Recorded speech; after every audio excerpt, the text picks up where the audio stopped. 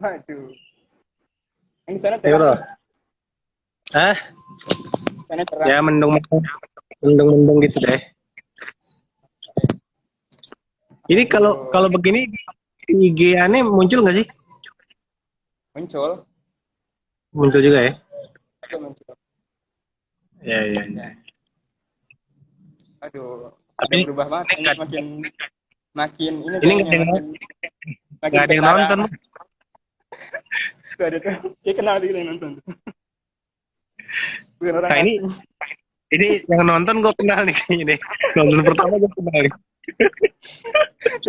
Dapat hadiah kayaknya itu pertama. Dapat hadiah Pak. Terkirimin cireng. Door prize. Aduh. Nah kalau ini sih gue tahu nih yang baru bergabung.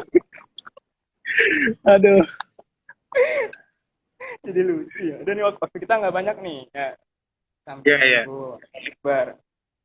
Serius nih ya. Kita ngobrol-ngobrol biasa aja kan ya, santai aja kan. Iya, ngobrol. Iya, tapi dibuka dengan serius kan. Dia ketawa, Iya. ketawa, Ini gue ketawa sampai akhir lagi. Oke, gue oke. nggak pakai headset nih. Kedengeran nggak suaranya? Kedengeran, kedengeran. Suara saya kedengeran kan ya? Oke. Kedengeran, kedengeran, aman, Ya, aman. ya. Sebelumnya kita baca basmalah dulu. Fata. Bismillahirrahmanirrahim. Nah, Alhamdulillahirrahmanirrahim. Alladzi anzala sakinata fi qulubil mu'minin yazdadu imanan ma imanihim. Allahumma shalli ala Muhammad wa ala ali Muhammad. Ya, Pak Hatta nih. Ini mendadak nih ya. Ngisi waktu nih Pak Hatta nih. ya, Gabut ngabuburit kita.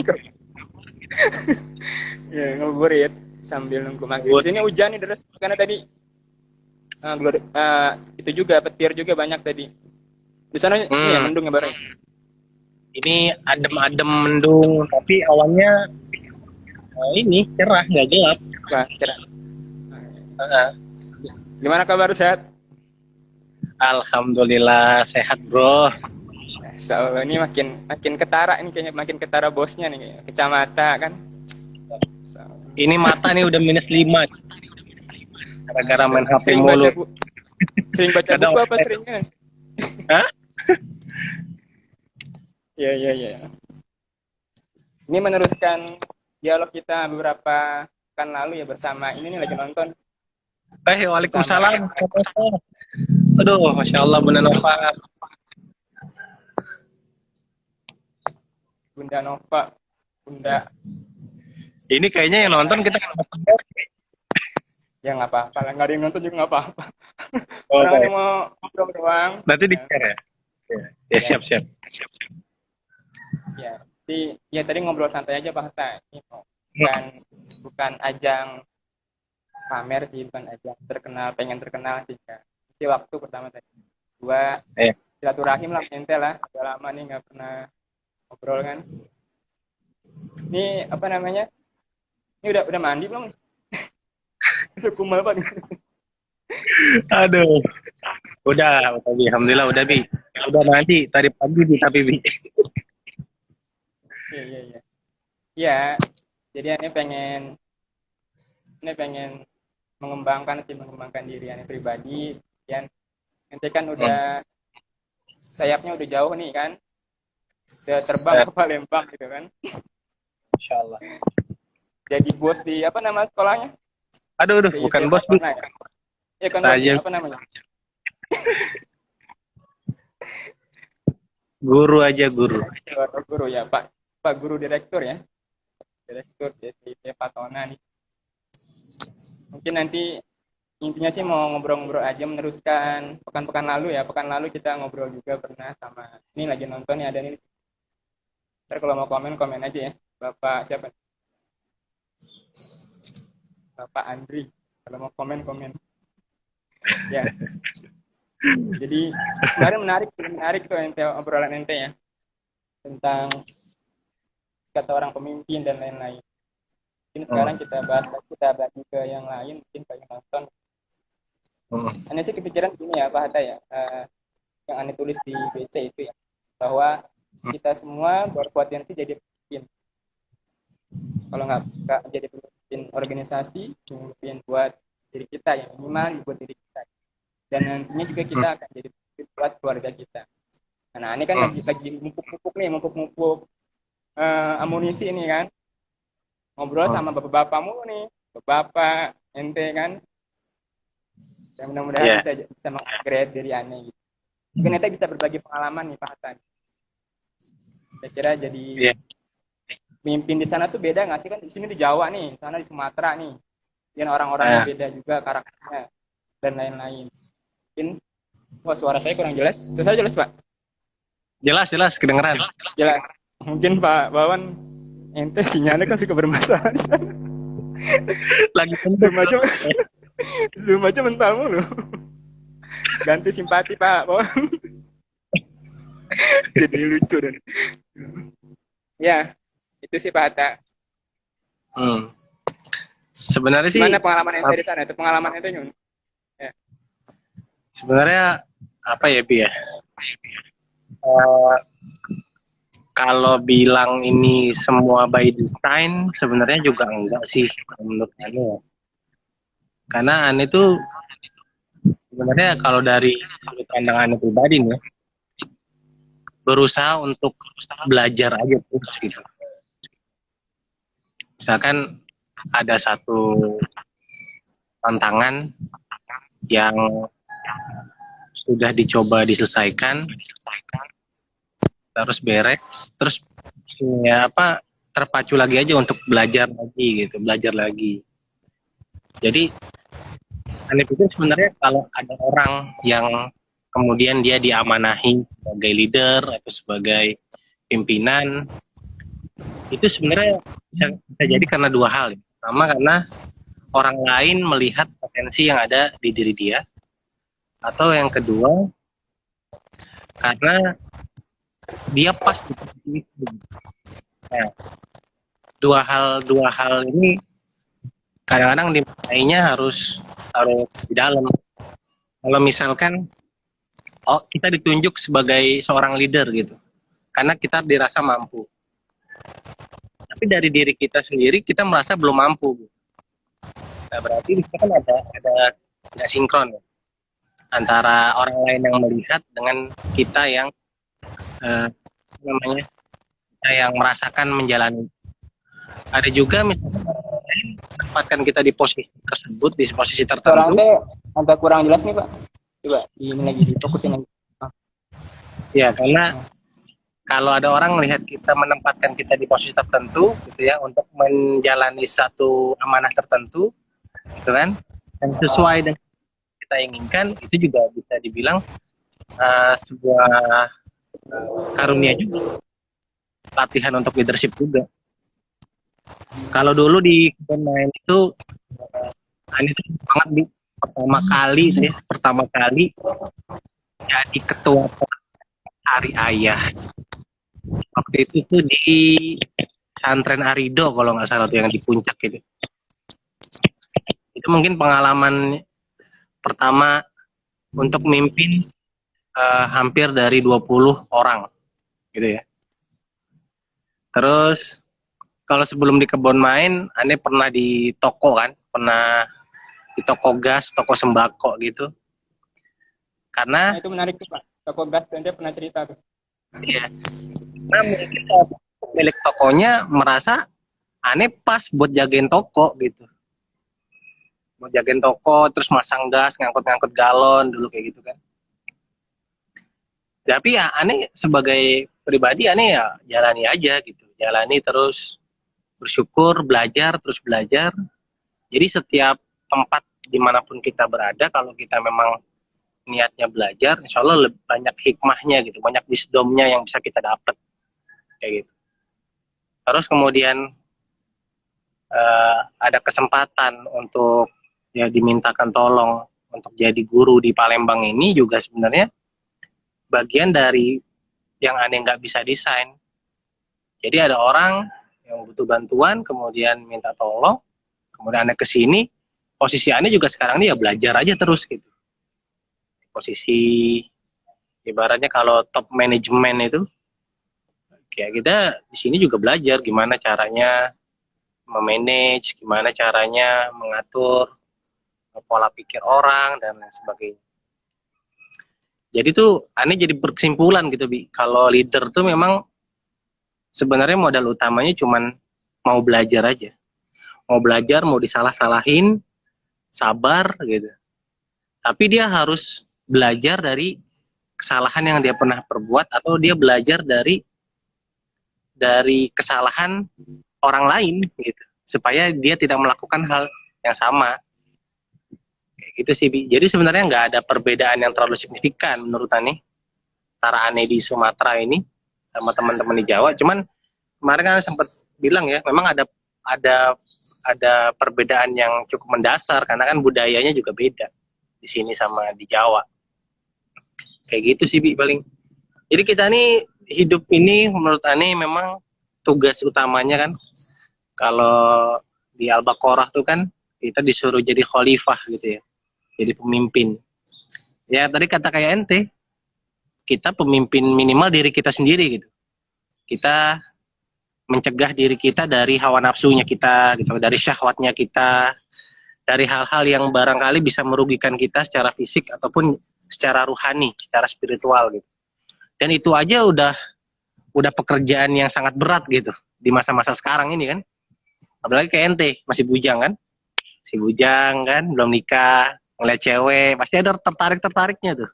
Itu kan gimana cara ente mendrive diri ente supaya tidak terjerumus dalam hal-hal yang dosa gitu, dalam hal yang nggak disukain sama Allah gitu.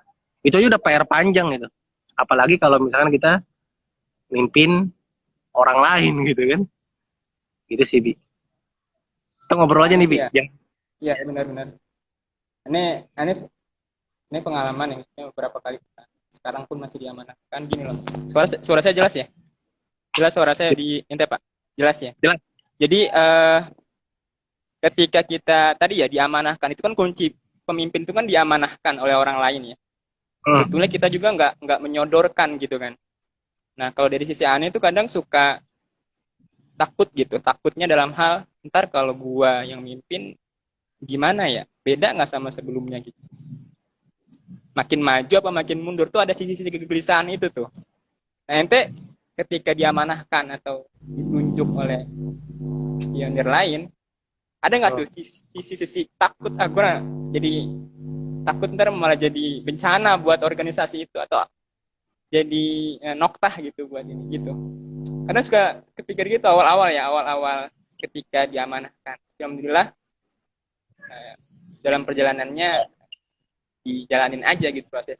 Ente mungkin apa ada tips ya atau apa gitu pas ente pengalaman ente lah. Iya memang gini Bi. Kalau aneh ya, ini ceritain diri aneh pribadi nih. Artinya memang setiap keputusan tuh punya resiko. Nah, resiko ini semua orang pasti harus punya keputusan. Dia mau ngambil resiko itu atau dia mau main aman gitu. Dalam hal apapun itu, bukan hanya dalam hal leadership gitu ya. Bahkan ketika ente pengen makan pun, ya kan, ente memilih makanan pun pasti ada resiko. Salah satunya nggak bisa ente makan dan seterusnya.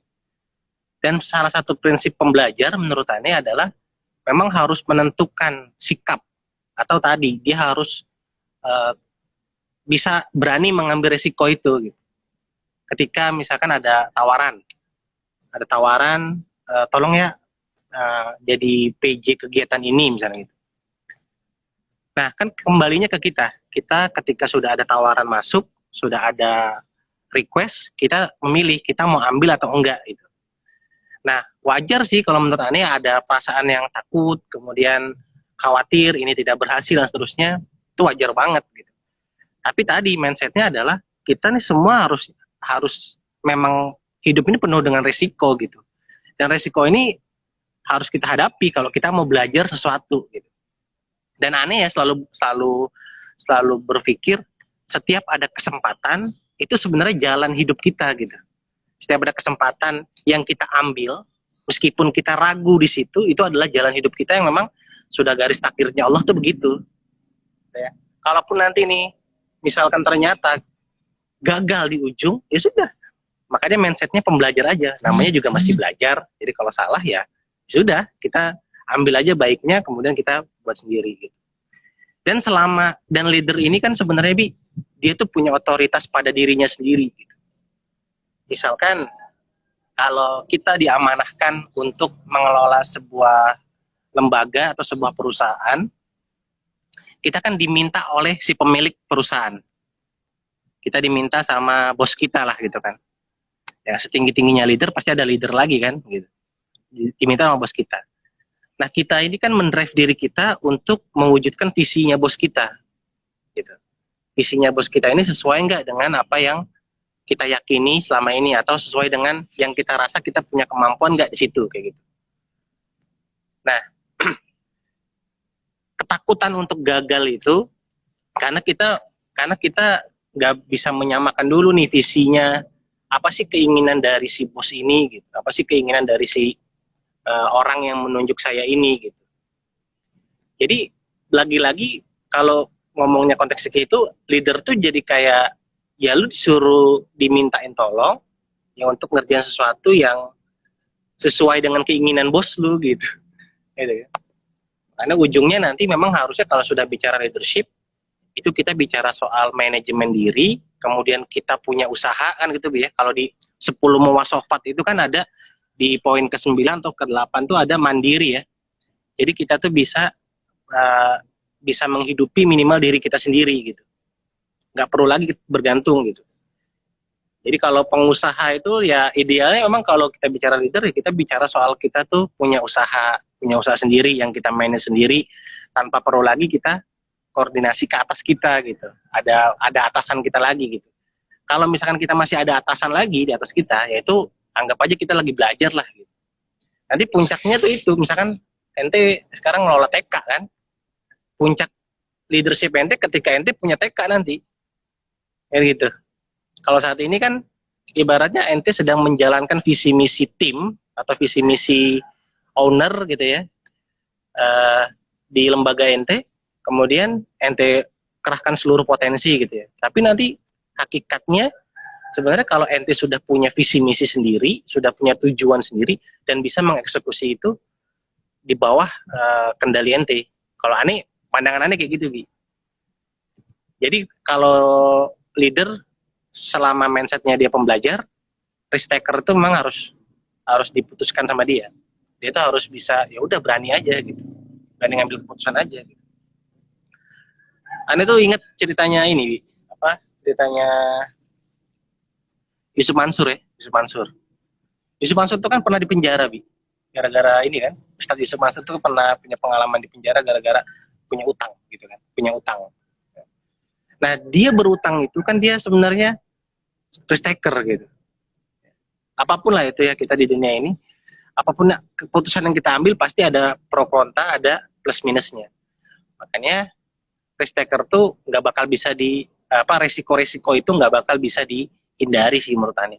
Tinggal kita aja memilih mau ngambil atau nggak mau ngambil. Kalau nggak mau ambil ya udah lewat tuh opportunity kan, kesempatan itu lewat. Tapi ketika kita ambil, nah belajar di situ.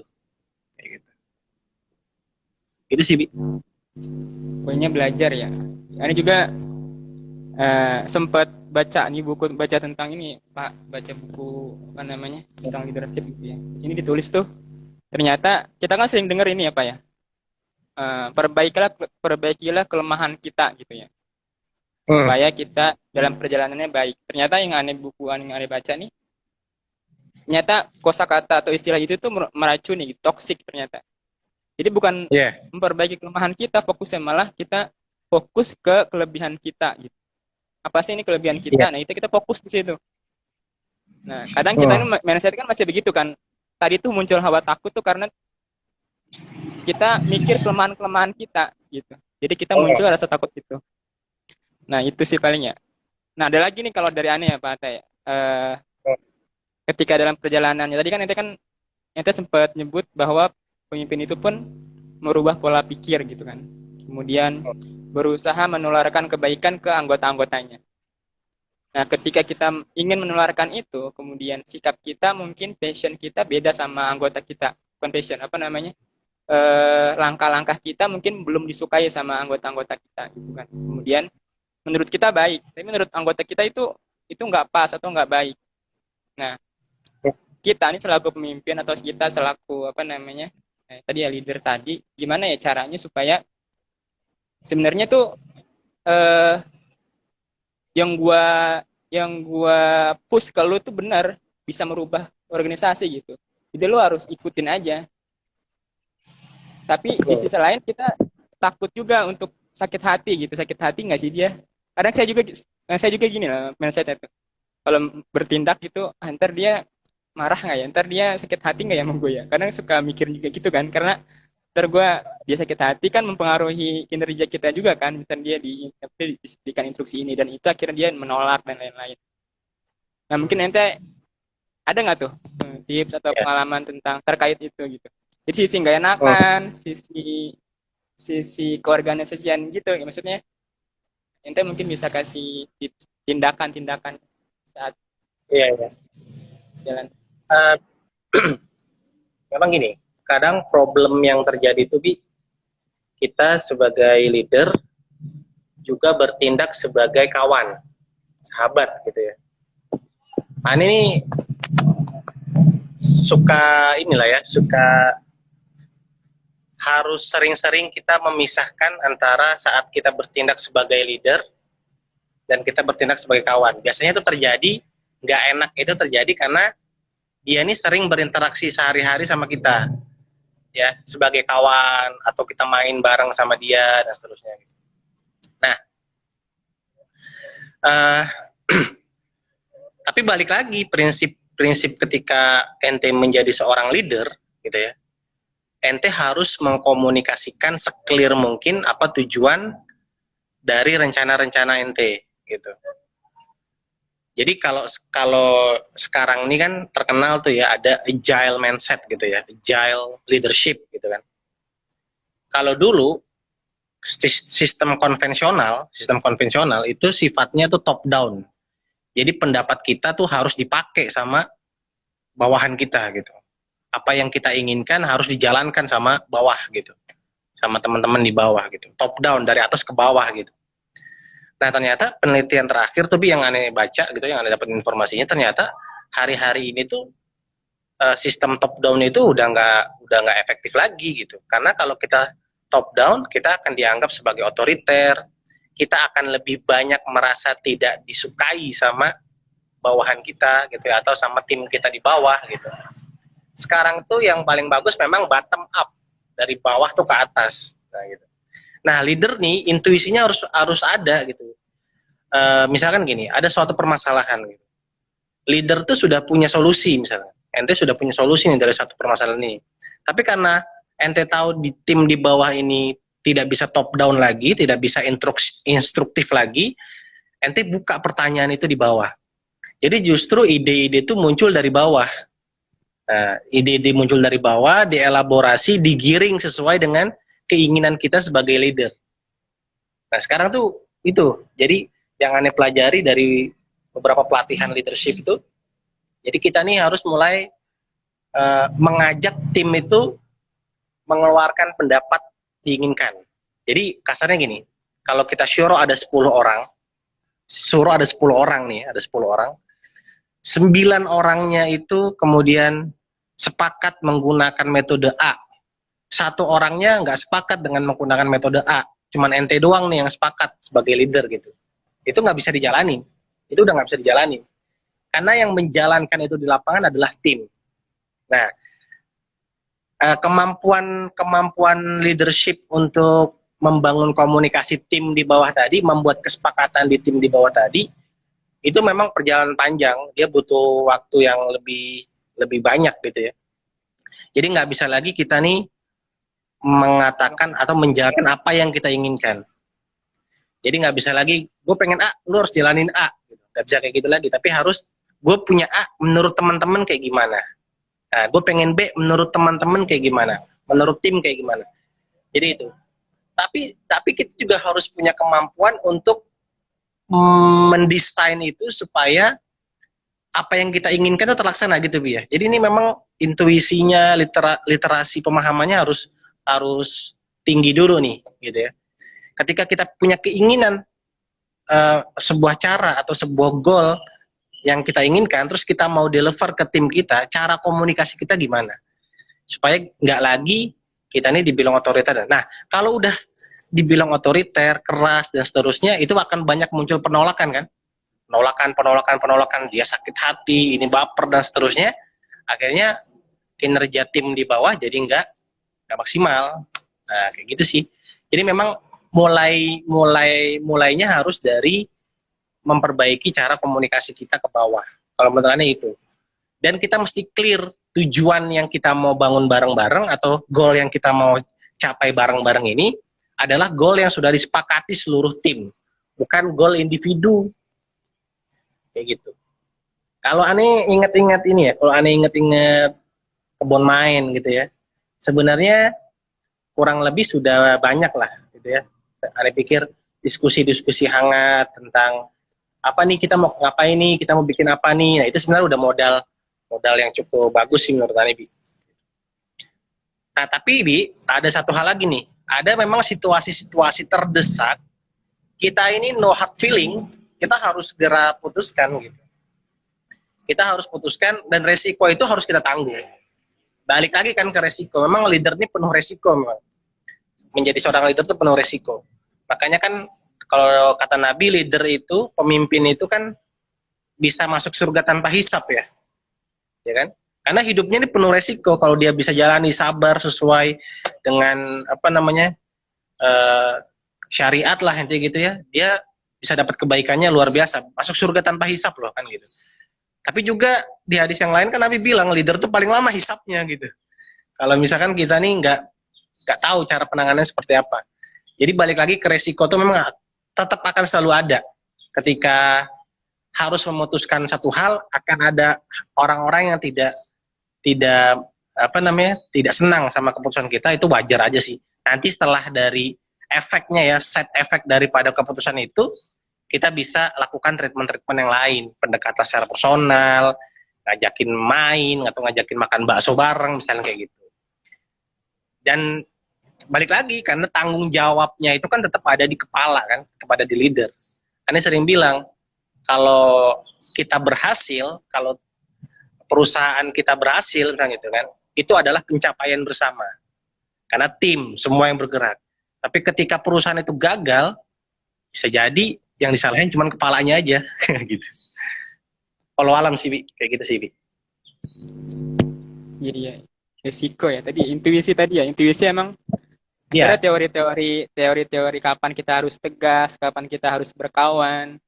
Itu Iya. tergantung personal kita ya. Intuisi tadi Iya. ya. Ini jam terbang kali ya. Kunci kuncinya ya. Iya, Jam jam terbang terbang kita ya. sebanyak apa antum melihat orang gitu kan. Makanya leader bergaul dengan leader itu sebenarnya bukan bukan dikotomi, tapi memang itu yang diperlukan gitu. Karena kalau kita bergaul bukan sama leader, misalnya kayak gitu ya, kita sering bergaulnya bukan sama leader nih. Nah, kita nggak punya sudut pandang lain gitu. Nggak apa-apa, jadi kalau misalnya kita sering diskusi sama sesama leader, sesama sesama pemimpin gitu, jadi kita punya sudut pandang nih, oh dia itu nyarang apa cara kerjanya begini, begini, begini. Nah, itu nanti kita elaborasi kan, olah di dalam diri kita nih. Kira-kira bisa nggak nih? Bisa nggak diterapkan? Bisa nggak kayak gitu. Banyak sih hal yang kadang-kadang kita nggak ketemu caranya, tapi ketika kita ngobrol sama teman kita yang leader, itu jadi ketemu, oh iya benar juga ya caranya begitu ya. Iya, iya. Ya emang intuisi. Menarik, menarik. Eh, ada pengalaman apa nih yang bisa ya jangan tapi kayaknya nggak pas ya kalau kemarin tuh di share juga di sini ya. Cuman akhirnya kalau kita di sebuah organisasi misalkan nih Pak Hatta ya, ini ente loading tuh, koneksinya gimana tuh? Ini bermasalah ya? Halo?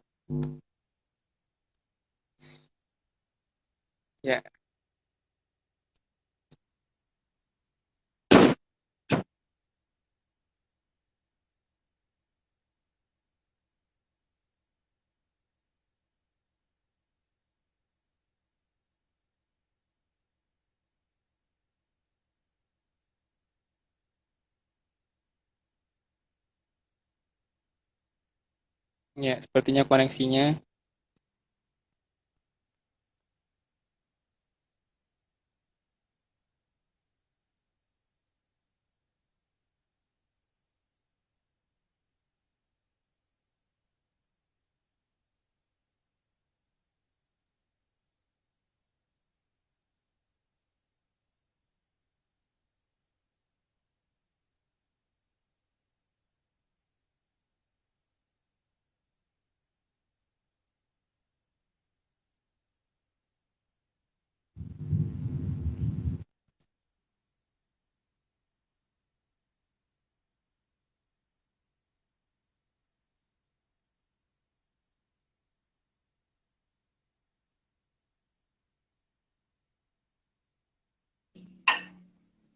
Mental ya, Pak? Mental ya? Ya, Ente keluar sendiri putus. apa? Oh, putus. Ya, Iya, iya, iya. putus tiba-tiba. Ya, Ya, eh, lanjut. kalau ente di sana apa namanya? Usia usia ente ya? Sekarang diamanahkan tuh variatif atau gimana tuh? Usia anggota, Maksudnya? usia apa namanya? Partner ente yang ente pimpin itu Ya, variatif iya. variatif atau sama atau gimana? Kan karena gini ya, tadi ya konsep kawan tadi ya, konsep apa namanya yang seusia, kemudian teman main bareng, sebelumnya udah main bareng dan lain-lain, akhirnya memang sulit untuk eh, menempatkan sisi-sisi itu kadang ya, saat di tempat atau saat di forum atau saat eh, melakukan kegiatan gitu. Nah, itu di sana Hmm. tuh gimana? Kalau di tempat aneh kan di tempat juga ya, Nah, kita belajar bareng-bareng kan hampir semuanya ya, kan rata-rata usianya beda 2 tahun, beda setahun gitu kan. ya. Itu di sana gimana tuh? Kalau kalau di sini kalau dari pimpinannya itu udah 25 tahun ke atas semua, gitu. Kalau di manajemen ya, kalau di top manajemen itu ada yang paling muda. Kalau tataran kepala sekolah itu ada yang nah, apa Suaranya namanya? suaranya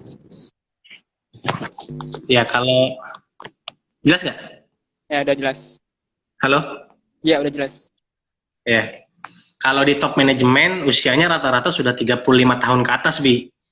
Jadi Hmm. aneh itu termasuk yang paling muda. Tapi kalau di tataran di apa namanya kepala sekolah masih ada lah yang Ya, seumuran, masih ada juga yang di bawah aneh gitu ya, ada juga yang di atas aneh. Memang fluktuatif sih sebenarnya, kayak gitu. ya kadang kadang kan hal-hal Tapi yang kayak gitu hal-hal yang kayak gitu jadi distract ya. Ini pun pernah di ini ya, yang ya, Anda baca ya. Yang Usamah bin Zaid pun akhirnya pernah di apa ya, dalam tanda kutip diremehkan atau di sebelah mata gitu kan. Ketika dia masih ya. muda udah jadi pemimpin perang. Itu pun kejadian kan sama kita mungkin. Nah, Hmm. hal-hal kayak gitu tuh gimana kita bisa counter gitu. Kita bisa luruskan lah mungkin. Kalau kalau itu terjadi, aneh sih punya punya prinsip nggak perlu ngomongin soal usia ataupun pengalaman, tapi lebih banyak mana perubahannya. Jadi dari menjadinya itu lebih banyak mana. Jadi kalau kita prinsipnya kalau kita jadi leader, dari menjadi itu harus jadi tolak ukurnya kita. Dari sebelum kita masuk, terus ketika kita masuk menjadi apa nih perusahaan ini, kayak gitu. Dari sebelum masuk, misalkan ya, kalau misalkan kita ngomongin perusahaan gorengan, gorengan cireng gitu ya. Nah ini jualan cireng nih, cireng Itu cara yang kita buat sendiri apa reseller? safety itu buat sendiri, Bi. Oh, Safety buat buat sendiri. Wah, sendiri, ya, safety buat sendiri, betul-betul resep rahasia, terus kita jual-jualin, lebih kayak gitu. fancy. Nah kalau misalkan di perusahaan gorengan lah gitu ya, misalkan snack gitu. Misalkan gue sebagai CEO-nya PT Snack Time Indonesia, terus tapi lu tunjuk jadi direktur utama atau direktur ya direktur utama lah gitu. Nah, kan nanti lu bertanya kan, apa yang kamu harapkan dari saya kan gitu. Gue bilang, gue mengharapkan penjualannya 500 kali lipat dari tahun-tahun sebelumnya. Nah, itu tuh kan dari menjadi. Jadi kita pembuktiannya sebenarnya di situ aja. Kalau misalkan yang sudah tua dan senior, misalkan dia pengalamannya kemana-mana, muter-muter segala macam, keliling dunia, tapi dia tidak bisa menghasilkan dari menjadinya itu juga ya, ada hasil kan. Sebenarnya kalau leader tuh dilihat dari menjadinya, dari sebelum kamu ada, kemudian ketika kamu masuk itu nih menjadi apa sekarang ini, jadinya lebih baik apa jadinya lebih kacau gitu. Nah kita pastiin bahwa ketika ada kita sebagai seorang leader di situ, ini jauh lebih baik nih gitu. Ketika kita masuk, misalkan kita sebagai pemimpin organisasi, misalkan, ketika kita masuk, kita bisa dapat fundraising, misalkan kalau kita organisasi, misalkan badan wakaf gitu ya, kita bisa dapat duit lebih dari sekian, misalkan kayak gitu. Dari menjadi itu harus dikuatkan lagi, ditanamkan di dalam diri kita lagi gitu.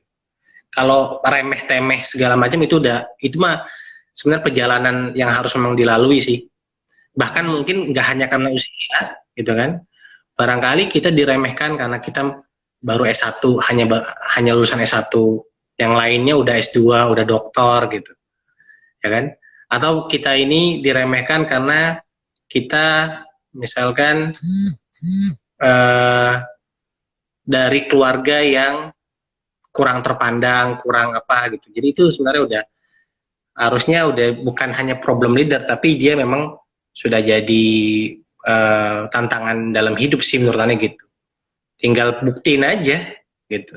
Nggak akan ada yang bisa melakukan ini selain saya. Nah itu tuh yang penting. Nggak akan ada yang bisa melakukan ini selain saya. Makanya kalau misalnya kita ada di sini, kita ada di satu lembaga yang ditunjuk kitanya, kita buktikan aja bahwa kita bisa apa di situ, kayak gitu. Iya. Jadi emang sisi-sisi apa ya, dalam tanda kutip tadi ya, egoisme kita diperlukan juga ya. Maksudnya saya bisa apa tadi kan. Kemudian kalau saya di sini saya kontribusi apa gitu kan. Kemudian tadi ya, berarti anggota itu boleh mengharapkan apa dari kita gitu. Misalkan satu taker atau apapun gitu ya, berarti kita perlu juga ya untuk mendengarkan lo harapan lo apa sih buat gua, selain tadi dari atasan kita, misalkan anggota-anggota kita pun perlu ya, lo ngarepin apa sama gua gitu kan, kemudian gua akan fight di situ kali ya. Gitu ya. Mungkin jadi bahan kan kita ya. Kan kalau partai kan kalau misalkan caleg atau apa kan mereka kan udah buat visi misi duluan gitu ya. Kalau kita pengalaman kita ya partai, padahal itu belum ada misalkan diskusi yang secara menyeluruh, mungkin hanya beberapa orang yang diskusikan, kemudian jadi satu masalah, jadi visi misi. Berarti kalau tadi nggak ditangkap, kita coba ini dulu ya, mungkin kalau wadahnya kecil kita bisa ya, kalau caleg mungkin karena wadahnya banyak. Kalau wadahnya kecil kan kita bisa tampung tuh apa nih, mau dia apa, mau mereka gitu kan. Dan kita jadikan buat target kita. Iya, kayak gitu. Kalau caleg itu kan dia yang dibangun legacy ya. Dia narik, jadi dia mengkampanyekan dirinya dia, mengkampanyekan programnya dia gitu. Nah, kalau leader yang ditunjuk gitu ya. Karena kan ada beda-beda ini ya, ada beda-beda versi. Leader itu ditunjuk atau dipilih itu kan beda nanti secara konteks ininya. Kalau menteri itu dipilih kan gitu ya. Menteri itu ditunjuk sama presiden. Nah, karena presiden melihat dia ini mampu di situ. Misalkan Nadiem Makarim ditunjuk jadi menteri pendidikan karena dianggap bisa membuat pendidikan jauh lebih maju dengan teknologinya, misalkan kayak gitu. Nah, kalau dia ini namun suara ente. Kalau kita pemilihan ketua OSIS itu, kita akan menawarkan program-program kita kan, visi-visi kita ke ke calon pemilih kita tuh apa aja kayak gitu. Nah, kadang-kadang orang tuh ya, kalau misalkan ketika dia dipilih, dia tuh suka nggak sadar apakah dengan terpilihnya dia apakah dengan terpilihnya dia sebagai seorang leader di organisasi tersebut itu menyenangkan semua orang. Nah, itu kan nggak bisa nggak bisa diprediksi. Kalau caleg ketika dia dipilih dan dia menang, dia akan beranggapan orang di wilayah itu senang sama dia. Nah, jadi dia punya legacy lebih kuat. Tapi ketika orang ditunjuk, ya, misalkan kita ditunjuk jadi pemimpin di sebuah organisasi, ternyata sebagian besar organisasi orang-orang di dalam organisasi itu tidak menginginkan kita tuh ditunjuk. Gitu. Jadi itu juga sebenarnya problem panjang yang harus dihadapin sama teman-teman. Makanya sekarang nih ilmu-ilmu terbaru tentang leadership itu sudah mulai menggeser top down itu jadi bottom up. Bottom up ini sebenarnya manfaatnya banyak. Jadi ada sesi keterbukaan, ada sesi sharing di bawah sebelum pengambilan keputusan kayak gitu. Jadi tim itu merasa dilibatkan untuk mengcounter sebenarnya pendapat-pendapat negatif atau ketidaklapangan hati ketika kita menjadi seorang pemimpin. Kayak gitu sih, Bi. Iya, iya. Udah mau habis nih waktu kita kan Instagram paling lama sejam ya. Paling lama sejam, tinggal 5 menit lagi nih. Ya. Mungkin penutupnya ringan aja kali ya. Kalau pemimpin tuh punya ini ya cita-cita kan. Ada istilah gini ya, ada istilah misalkan istilah ketika kita sudah sampai puncak kita mau ngapain gitu kan. Turun lagi kan otomatis turun kan ketika itu. Analoginya mungkin kita naik gunung gitu kan, udah sampai puncak ya udah foto-foto, menikmati keindahan, akhirnya turun lagi. Nah, salah enten ya salahku misalkan yang di posisi sekarang atau di perjalanan atau di posisi amanah sekarang, itu udah ada belum tuh roadmap gitu. Hal apa yang bisa dibagikan mungkin ke aneh gitu dengan istilah tadi. Gimana? Suara itu putus-putus ya? Ya, jelas belum? Jadi kan gini ya, ketika kita ya, ada istilah gini, ketika kita sudah sampai puncak, maka ya udah gitu. Kalau kita naik gunung kan analoginya kan ketika kita sudah sampai puncak, bahwa kita harus turun lagi kan. Paling di gunung itu selfie dan lain-lain. Nah, analogi itu ketika kita memimpin sebuah organisasi atau apapun gitu ya, sudah sampai puncaknya misalkan, kira-kira analogi itu pas nggak kalau disematkan ke prosedur leadership gitu? Berarti kita mau nggak mau kayak istilahnya Khalid bin Walid kan ya, ketika dia nggak ditunjuk dia sama Umar jadi prajurit lagi. Nah, berarti ketika kita turun, apakah itu sukses atau enggak? Gimana tuh menurut pandangan ente gimana tuh dengan istilah tadi? Ini closing kali ya sebelum kita mau habis menit lagi. Kita kalau bicara leadership, kita bicara soal manfaat kan gitu ya. Kita harus garis bawahi dulu itu. Manfaat apa yang bisa kita kasih sebanyak-banyaknya buat organisasi kita gitu ya. Kalau kita mindsetnya leadership adalah manfaat, dimanapun kita berada, kita jadi leader di situ gitu ya. Jadi istilah naik turun segala macam itu menurut Ani nggak ada, Bi. Bahkan kalau kita bicara manfaat, kita harus maunya naik terus. Misalkan contoh, Ani nih, Bi. Ani posisinya udah jadi misalkan jadi top manajemen lah kayak gitu. Nanti pengennya mau ngapain lagi, Pak gitu. Bikin sekolah. Pengennya bikin sekolah gitu. Jadi Pak harus punya sekolah sendiri kan gitu. Pengen apa lagi, Pak? Pengen punya PT, pengen punya perusahaan. Nah, terus naik kan? Karena dengan kita bikin sekolah, dengan kita bikin PT kan manfaatnya jauh lebih besar. Karena apa yang kita pikirkan, kita bisa lebih mudah aplikasi di bawahnya. Gitu aja terus sampai kita mati. Menurutnya sih kayak gitu, Bi.